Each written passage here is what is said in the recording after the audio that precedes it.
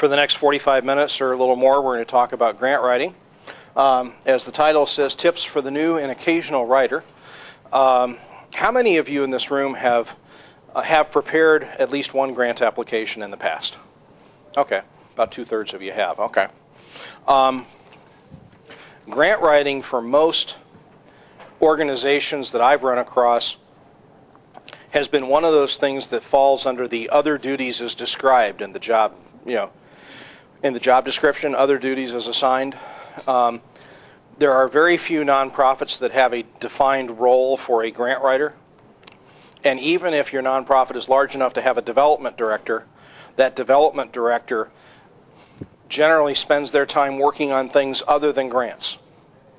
They spend their time working on annual fund, working on special events, working on major gifts, or even working on endowment and planned and deferred giving. There are lots of ways of doing fundraising other than grants, and most development directors find most of their time is spent on those other things rather than grants. So if you're someone who does grant writing very occasionally, believe me, you're in the majority.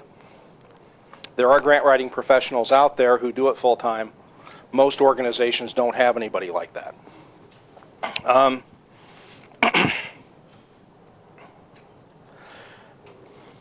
Successful grant writing is the art of presenting your organization, its mission, needs, and capabilities to a specific audience in a compelling way.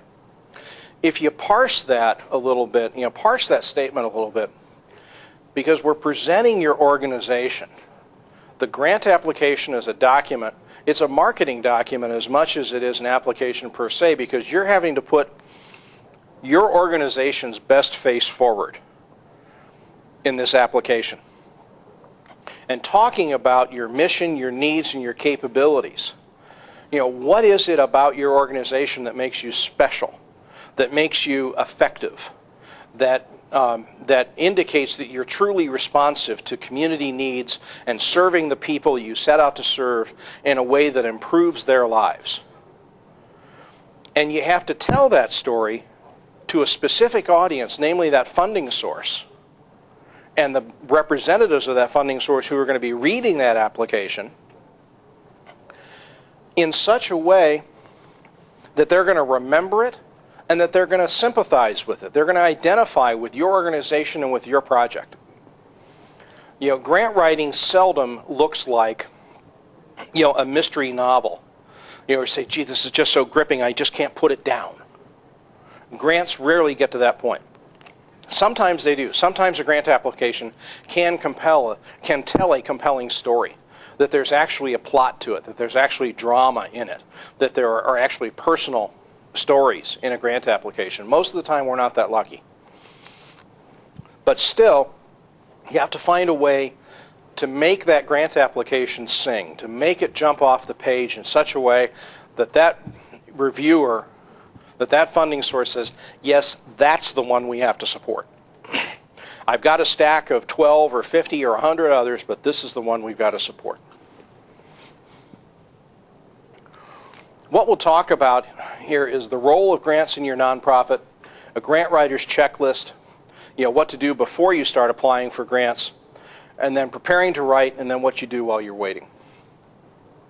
Now, when I do these sessions, and particularly in a session where we're as intimate as we are here, I encourage questions, interruptions, arguments. We should really make this as interactive as possible. So please, if you have questions, just jump in or raise your hand or however you feel comfortable doing it. I'd really like this to be a dialogue as much as we can.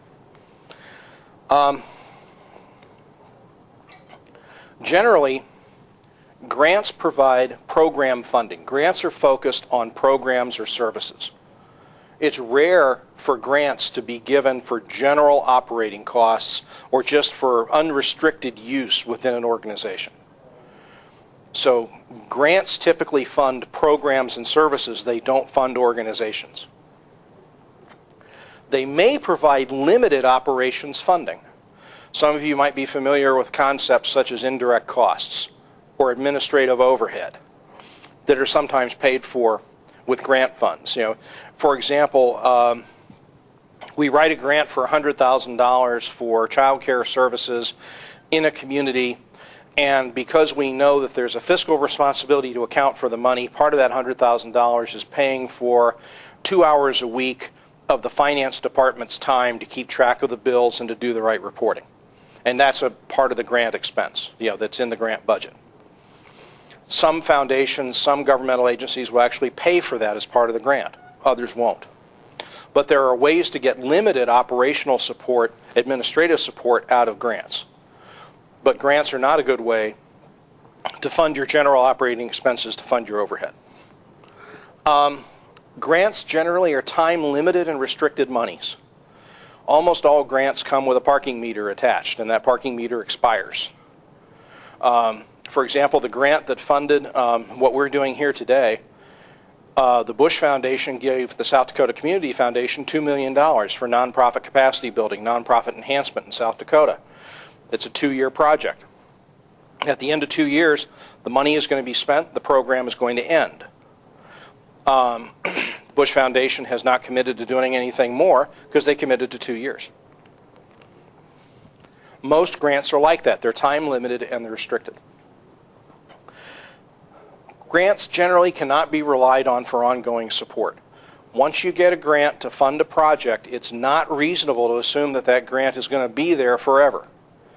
Even if the funding source says, yes, you can come in and you can apply for an extension or apply for a renewal, you can't expect that to go on indefinitely. At some point, you're either going to have to stop the grant-funded activity or else you're going to have to find another way to pay for it. And finally, grants, as we talked about a second ago, are a good component of a development plan, but they are not a substitute for a development plan. I'm sure you have sat in board meetings, I've sat in board meetings, where some board member will say, all we need to do, in order to do everything we need to do, is to get a grant. If we get a grant, our money problems are over. Doesn't work that way. And it shouldn't work that way. You want to have funding source diversity. Not only, ideally you should have several grants going at the same time, funding different aspects of the services and products and programs you provide, but also you should have those other components, the annual fund, the special events, the major gifts, the planned giving, even endowment if your organization is large enough. Having funding source diversity does several things. It helps stabilize your organization's operations. You're not living hand to mouth and worried about what someone is going to do or not do about funding your organization next year. That's one thing it does. The other thing it does is it gives your organization a lot more power and control over its own mission. If you are heavily grant dependent as an organization, there is a strong possibility that you're willing to compromise your mission and compromise your programs in order to satisfy that funding source. I know of one organization in Sioux Falls that is well known for chasing grant money to whatever happens to be in vogue at that time. So they can be, anything to anybody in the human services arena based on what money is available. Well, that means that they're constantly laying people off of one grant-funded program while at the same time hiring people for another grant-funded program. Their organization is in constant flux. And in a smaller organization, it's even more difficult to make those shifts. So you're better off with a diversified funding plan, and grants are a good component of that plan. But don't rely on grants for the bulk of your funding, or else you're going to find yourself in a world of hurt in the long term. When we're talking about getting ready to do grant writing, to write applications, first thing to do is to know something, have information about your own organization. Things to keep on file and update. Mission statement and strategic plan. If your organization does not have a strategic plan, you should definitely go to the activity, go to the trouble, invest the time to develop a strategic plan for your organization. If you know why you exist, if you know what you want to do, and if you know what you want to be when you grow up as an organization, It makes it a lot easier to identify which grant opportunities are most appropriate to help you get there. And also, if you have that strategic plan in place, it makes it a lot easier for you, your board, other stakeholders to communicate who you are, what you do, what you want to grow up to be, etc. It's good to be able to articulate that for a number of reasons. Other things to keep on file and update: brief description of your services and programs. Almost every organization receiving a grant application from you is going to want to have some information about who you are and what you do. Having that prepared in advance saves you a lot of time when crunch time comes. Have a file with the resumes or the curriculum vitae of all your key staff. People who are likely to be named in a grant application as project directors, as project administrators, as professionals who are going to be working under a grant-funded program. If you have those resumes, you have those vita, you don't have to go chasing them down. Your board of directors list, you already have to maintain that for your 990, so go ahead and keep your updated board of directors list for this file. It's something that a lot of funding sources want to see in the appendices. They want to know who's on your board. They want to evaluate how community-focused your board is, how diverse it is, etc. They just want to have an idea of who your key champions are.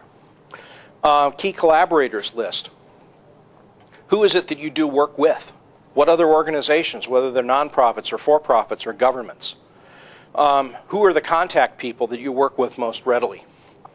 You may have an opportunity come up where you need to contact somebody and say, hey, how about we go in together and do something? Have that available.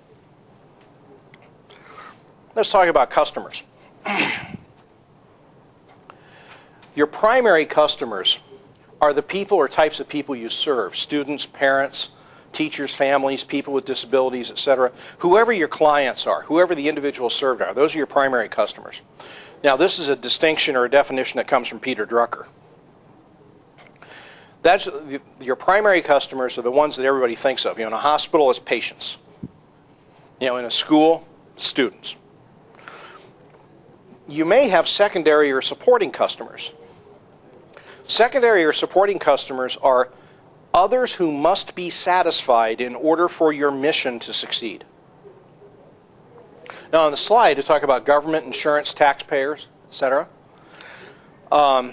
Say, for example, if you are if you're a post-secondary school, whether it's a tech institute or a college, other constituencies that have to be satisfied might be your accreditation organizations, government, because your students are receiving Pell Grants or other kinds of scholarship support from the federal government.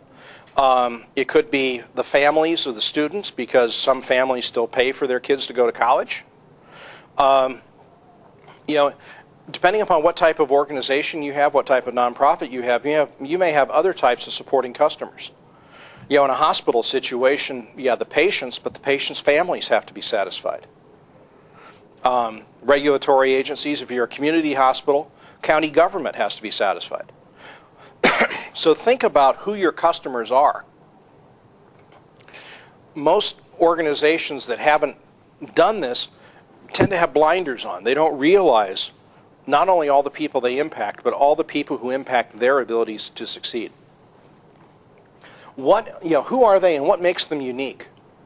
Identifying them helps you make a case for grant support, because you can talk about how you are fulfilling their needs, and not just the needs of your primary customers, but the needs of everybody else.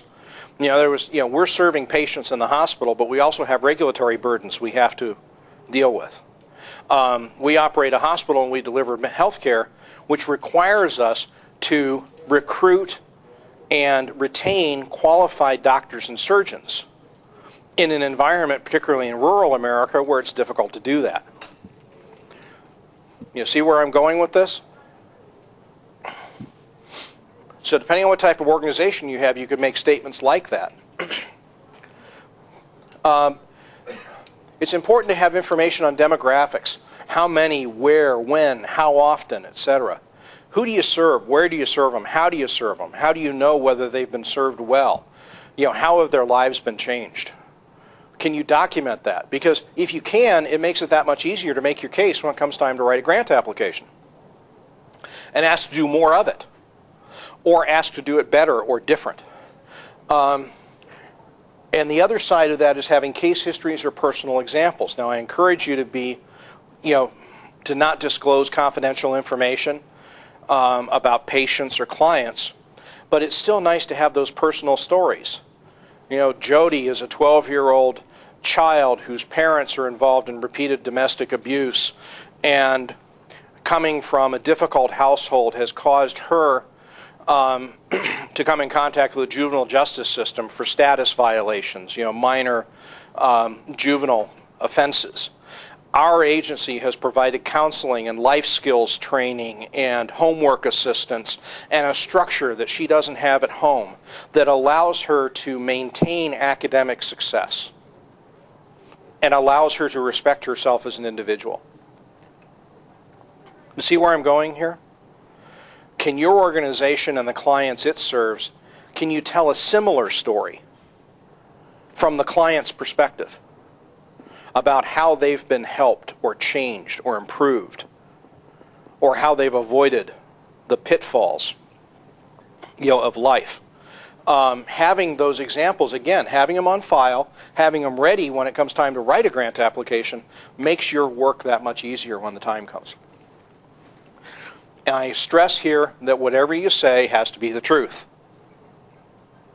Okay? I'm not telling anybody to make anything up, to fudge any numbers, or to come up with a case history or a personal story that doesn't exist. It should always be the truth. Even if you anonymize it by changing Jody's name to Jane or to Catherine or whatever, that's, there's a difference between retaining privacy and anonymity and making stuff up. It should always be the truth. Know your audience. Think about who's going to be reading your proposal. Your audience will affect how you present your case. A family foundation where the mom and the dad and 3 of the kids are the board of trustees, and they sit down and read every application, they're going to have different criteria. They're going to approach an application in a different way from a governmental agency that contracts with a peer review committee to grade applications and then present them to the governor or present them to an assistant secretary in Washington to make a decision about who gets funded. So knowing who is going to be reading your application, knowing what the process is, can affect how you present your data, and affect how you present your case. Similarly, if you're writing a grant to a Head Start, to Head Start in Washington, if you're writing a grant application for Head Start funds, it's much more likely you're going to include those personal stories and those qualitative how have lives been changed and improved. That kind of information is much more welcome in that sort of application than it is in an application to the National Science Foundation for funding for pure research. Right? So who your audience is affects how you present your case. What's the balance between quantitative and qualitative? What's the balance between personal stories and hard information? What's likely to move that reader to say, yes, this is the one I want to fund?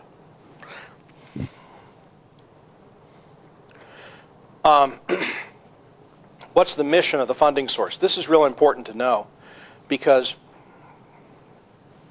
one of the fallacies, one of the myths of grant writing is that grant applicants assume that foundations and government want to give money to nonprofit applicants because they want nonprofit applicants to succeed or because they think they're worthy.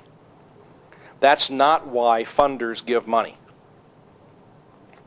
Funders give money because funders have their own mission statements and their own goals, and applicants can help that funding source meet its goals. I'm not giving money for your reasons, I'm giving money for my reasons. And to the extent that your reasons and my reasons line up with each other is the extent that the likelihood is improved that we're going to be able to make a deal. So think about presenting your case in terms of what the funding source is looking to accomplish as much as what you're looking to accomplish. Now again, I talk about being honest in this process. Sometimes there's a good fit and sometimes there isn't between a funding source and an applicant. You know, don't twist your mission into a pretzel just to get the money. But if there's honestly a fit between your mission and your philosophy and the mission and philosophy of the funding source, that's a good thing to highlight in an application. Take a look at how money has been awarded in the past. What types of recipients, what types of projects, and the average dollar award.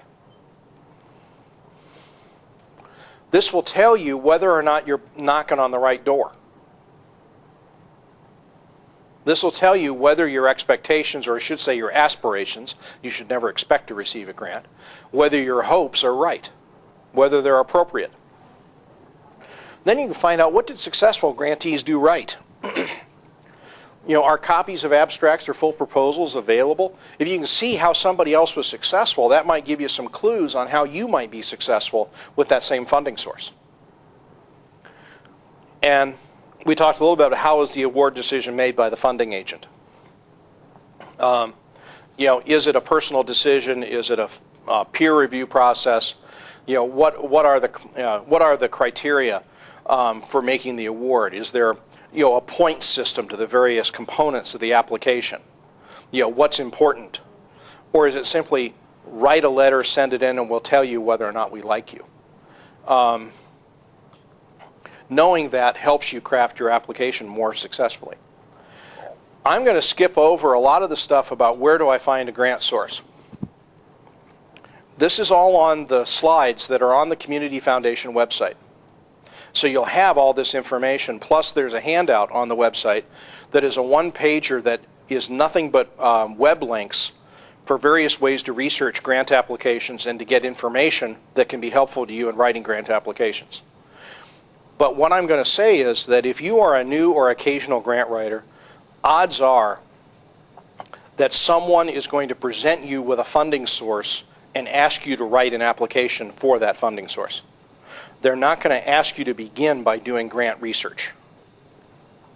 Generally, grant research is done as part of building up a grants program, a grants structure within an organization. If you're only doing it once a year or a couple of times a year, usually it's because there's an opportunity that's crossed your desk or has crossed a board member's desk, and they give it to you and say, hey, do we qualify for this? Is this a good fit? But there are lots of opportunities out there. There are lots of sources for grant funds at the federal level, local level, state level. Like I said, I have all kinds of information out there on it.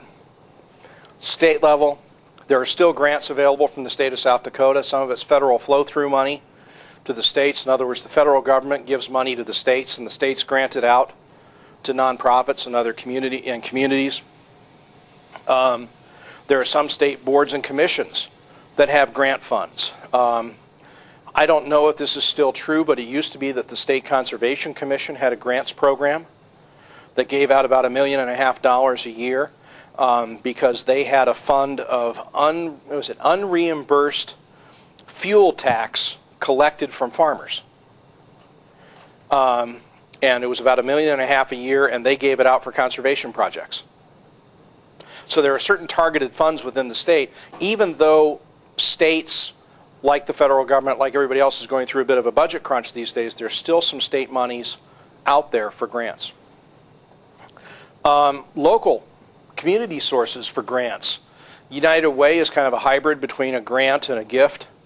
Other nonprofit service organizations, Lions, Kiwanis, Rotary. I'm a Sertoman, and I can tell you that my Sertoma Club not only gives money to local nonprofits, but we can also write applications to the National Sertoma Organization for matching grants on behalf of local nonprofits we support. So if you are a nonprofit organization receiving support from a service club, you might see if there's a national matching grant program or ways to get money out of the national organization, as well as support from that local club. And there are all kinds of information from foundations as well. There's a group called the Foundation Center that has a website that just goes on forever. All kinds of resources, all kinds of tips and tricks, all kinds of information. Yes, sir? Oh, the Foundation Center. And I encourage you, by the way, and I hope I don't offend anybody when I say this, I encourage you to type that web address in exactly. If you type in FD Center rather than FDN Center, you go to a porn site. Okay? I am not telling you to go to a porn site. I am telling you to go to the Foundation Center, okay? Similar problem. I don't know if it's still true. It used to be if you went to whitehouse.gov, you went to the White House. If you went to whitehouse.com, you went to a porn site. If you went to whitehouse.org, you went to a parody site that looked like the White House site, but was actually a parody of it. So it's real important that you type the domain names precisely.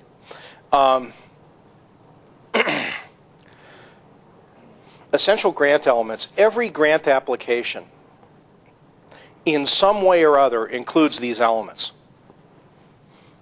They might call them by slightly different names. But every application includes some kind of a summary or an abstract, includes an introduction, a needs assessment or problem statement. Why is it we need the money? Why is it we have the need to serve the people we're proposing to serve? What are our goals and objectives? What is it we want to accomplish and over what period of time? Methods, how are we going to go about addressing the need we've identified? Evaluation, how are we going to be able to demonstrate and document that we've actually done what we said we were going to do? Future or other funding, what are we going to do when the grant money runs out? And then finally, let's talk about the money itself. Let's talk about the budget.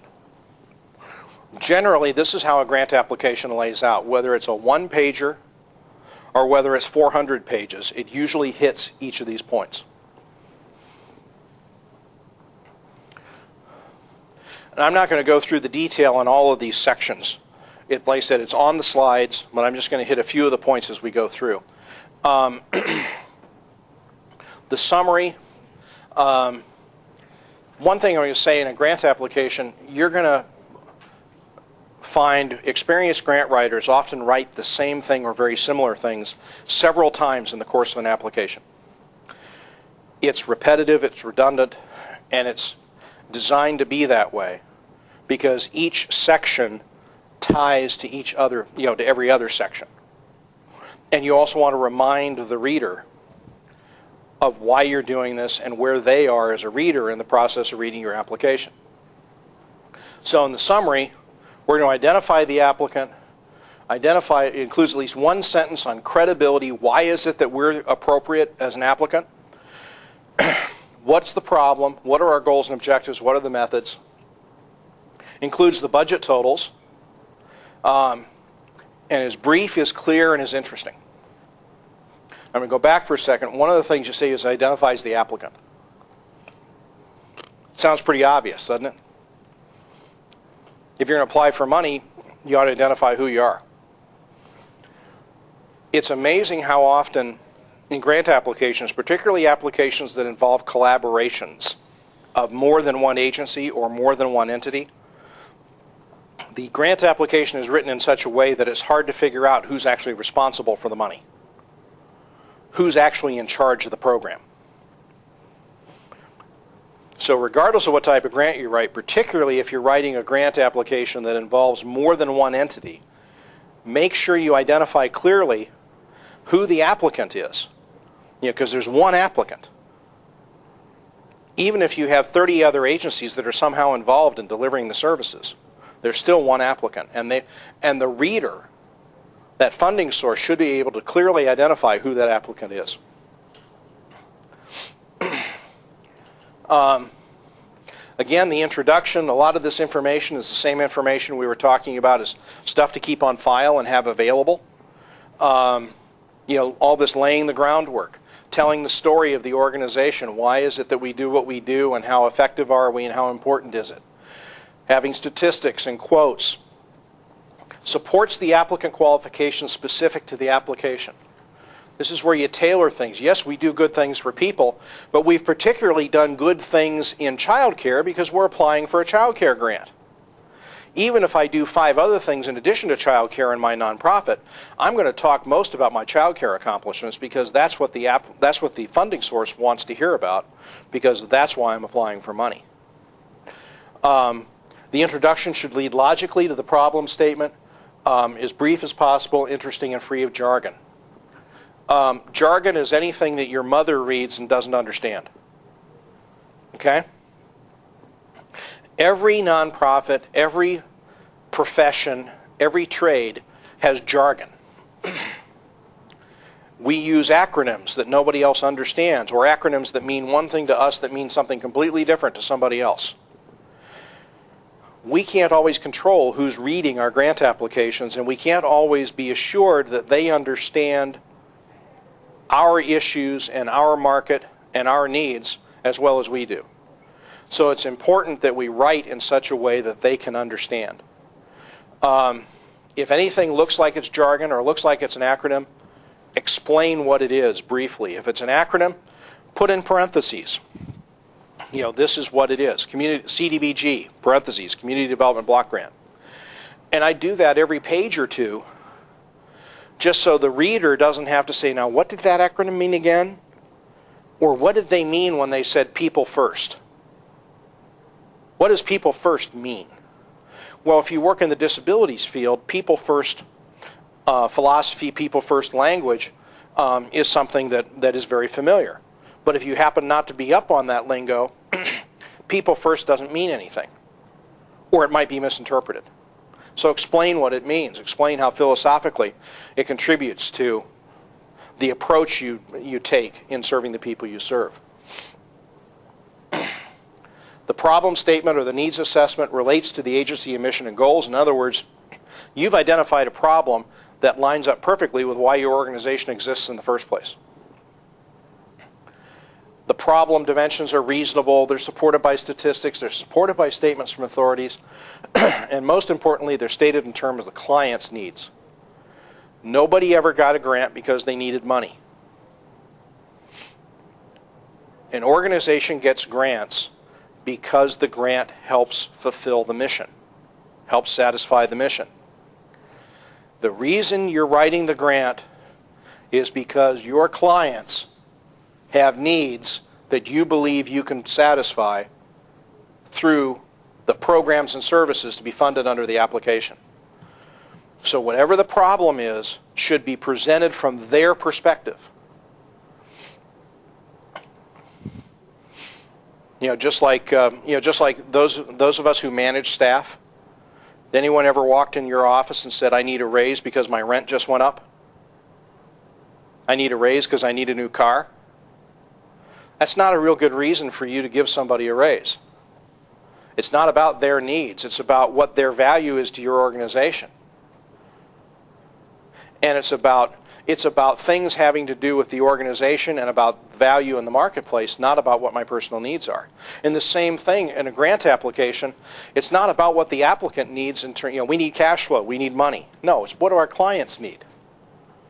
Because that's why we're in business, is to serve our clients. We exist because the community believes we can help an identified section of the community.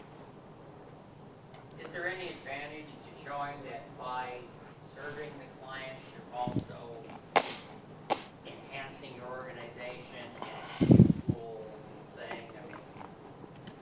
Yeah, there are times when it is.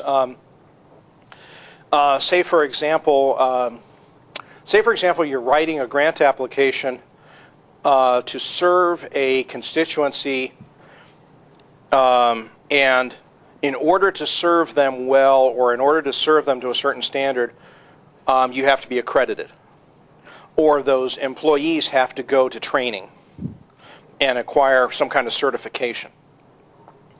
Well, that's a goal or an activity that's specific to that grant application, but it also builds capacity for the nonprofit as a whole to serve the community and to serve the people in need that your mission identifies. So yeah, in that situation, you're talking about the fact that we need to serve, say, we're going to serve infant and toddlers in our child care facility, which requires us to have a different staffing ratio and requires us to send our people to training in order to meet the specific needs of infant and toddlers and to satisfy other requirements of external licensing, whether it's federal licensing or whether it's state requirements or anything else. And say, having fully qualified staff will enhance our ability to deliver services not only now but into the future. So in that scenario, absolutely. Other types of training or leadership development where it would allow you to build a stronger management team or build a stronger board. Say, for example, you're doing a federal application that would involve mandatory attendance at one or more annual meetings. That's a leadership development opportunity for your leadership. The program director, the program administrator, maybe even a board chair, to go somewhere and get additional training. That's something that would build long-term capacity for your organization. You got to make sure you document that's what's going to Yes. happen. Yeah. And of course you have to tell the truth about it too.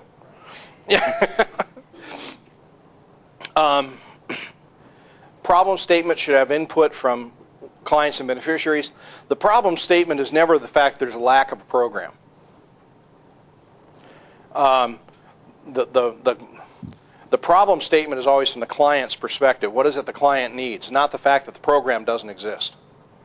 And we think there ought to be one. The reason we think there ought to be a program is because we believe that based on our experience, based on our investigation and our research, that the clients need the services that would be provided under the program. That's a very different answer than saying, we don't have that program, so we need to set one up.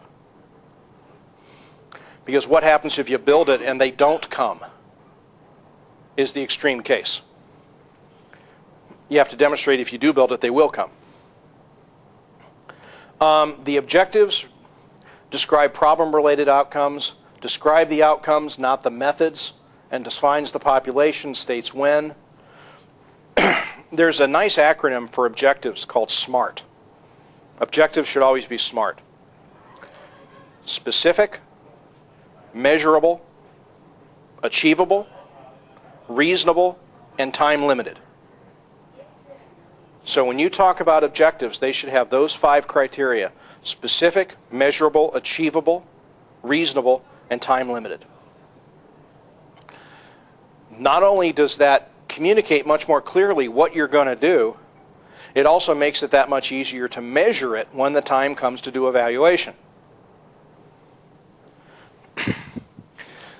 Nonprofits being in business saying, we do good things for people. It's absolutely true, nonprofits do good things for people. No question about it. The problem is, how do you measure that? How do you communicate that? How do you differentiate your good things from people from other people's good things, other organizations' good things for people? It's like talking to a politician who says, I'm in favor of all things good and I'm against all things bad. Okay, I'm sure you're right, but what does that tell me? Not much. Tell me what you really believe. Tell me what you focus on. Tell me what's important. Yes? What was the SMART again? Oh, specific, measurable, achievable, reasonable, and time limited. Okay?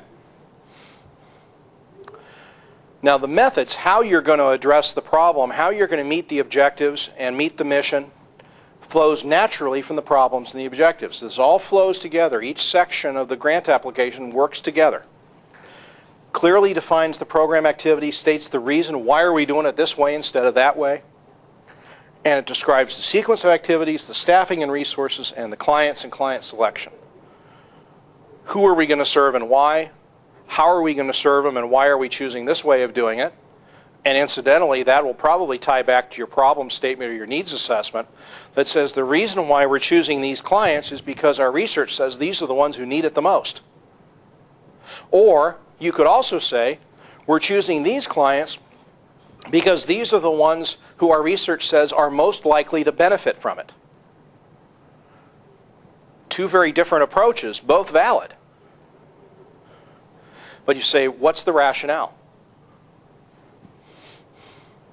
Methods present reasonable scope of activities accomplished within time allotted and within the resources of the applicant. You can't save the world for $1.50. Evaluation. Evaluation can be very different based on how much money you're talking about, based on how large of an organization you are, how big the project is. The evaluation component of a $1 million federal grant application will look a lot different than the evaluation component of a $5,000 local grant. But you still ought to be able to keep track, keep some numbers, be able to measure whether or not you've accomplished what you set out to do.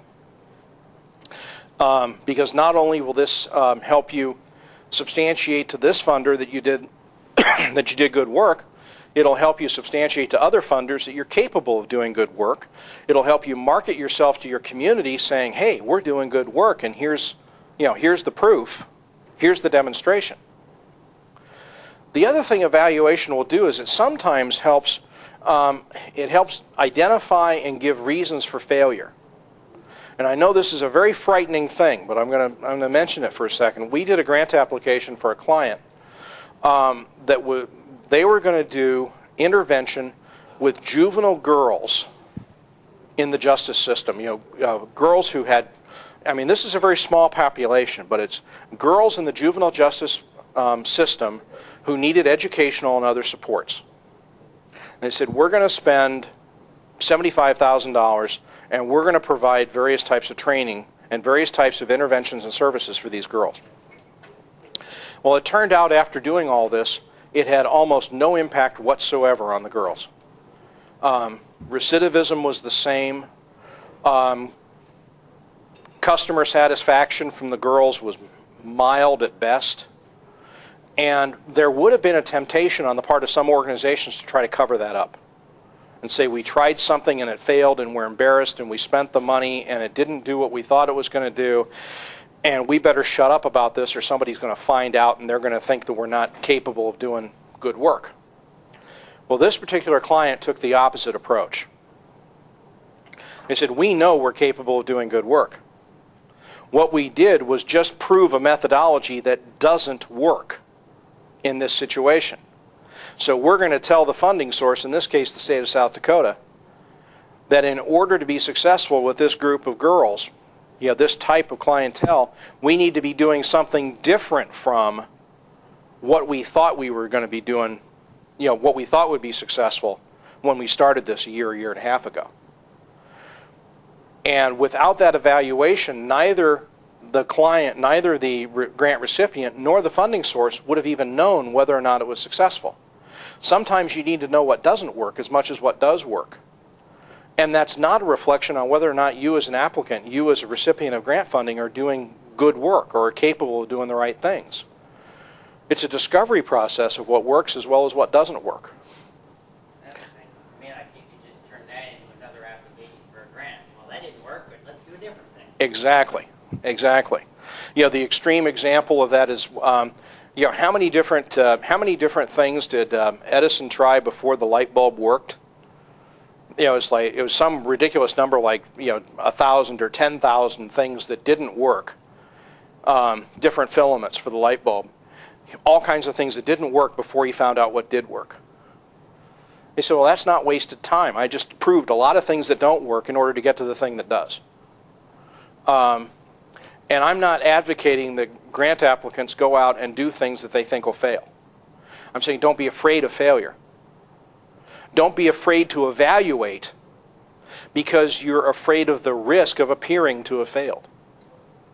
You need to know this information as an applicant, just like the funding source needs to know this information in order to pursue your mission more effectively.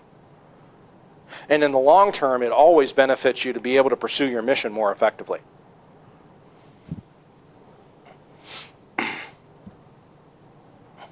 Future or other funding. Most applications, and this is increasingly prevalent in grant application requirements. They want to know what you're going to do when the money runs out, what you're going to do when the grant period is over. Sometimes the answer is nothing. We're doing a pilot project. We're doing a demonstration project. In effect, we're performing an experiment, and when the experiment is over, we're going to report on how successful it was or wasn't, but we're done.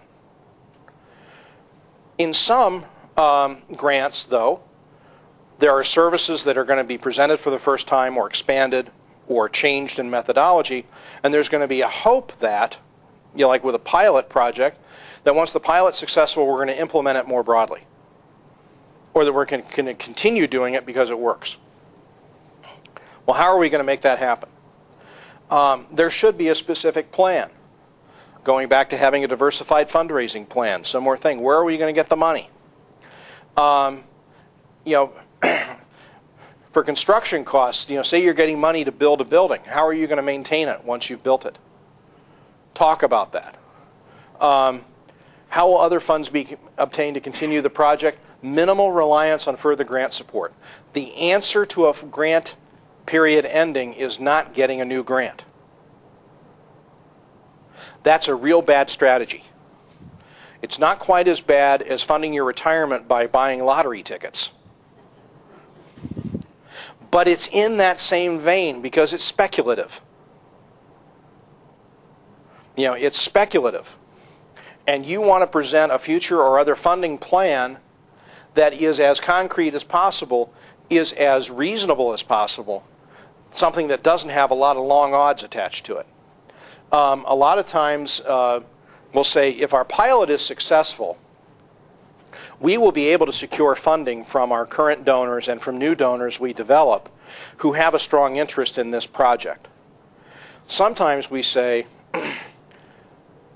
the grant application provided the equipment and supplies and training for personnel, the startup costs, and the ongoing operational support for this can come out of existing resources. We simply weren't able to fund the startup for this project, but once it's in operation, we can continue its operation.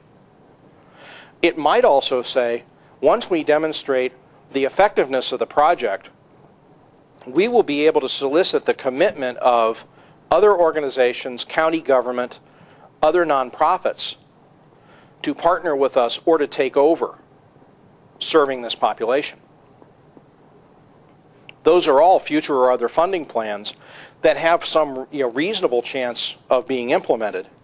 And if you have a commitment, definitely include documentation of that commitment in your application. It doesn't happen often, but it can happen.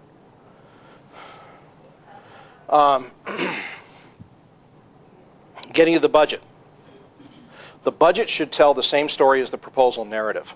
It's amazing how often you look at the budget and you look at the narrative and it seems like it's two different applications. Because the narrative might talk about serving kids and the budget talks about paying administrators. Or the narrative talks about transportation of kids or people for services and the budget doesn't include any transportation costs. So the budget and the narrative should tell the same story. Should be detailed in all aspects. Should accommodate inflation or rises in costs over time. For example, if you're paying staff, they might get cost of living increases from year 1 to year 2 to year 3. If you're paying them benefits, you all know almost certainly that those benefit costs will go up in the out years. So if you're writing a multi-year application, accommodate for the fact that your costs in year 3 might be very different than your costs in year 1. Now, conversely, if you're talking about technology purchases tend to get tend to get cheaper over time. No unexplained amounts or miscellaneous or contingency. We specify everything. Includes all items asked to the funding source as well as all items paid for by other sources. Very often, a grant-funded project is a collaboration with contributions from the applicant and maybe even contributions from other funding sources or other collaborators. And the story you're telling the funding source for the grant application is, we have everything else in place. The money that you're going to provide through the grant is the last necessary piece to get us going.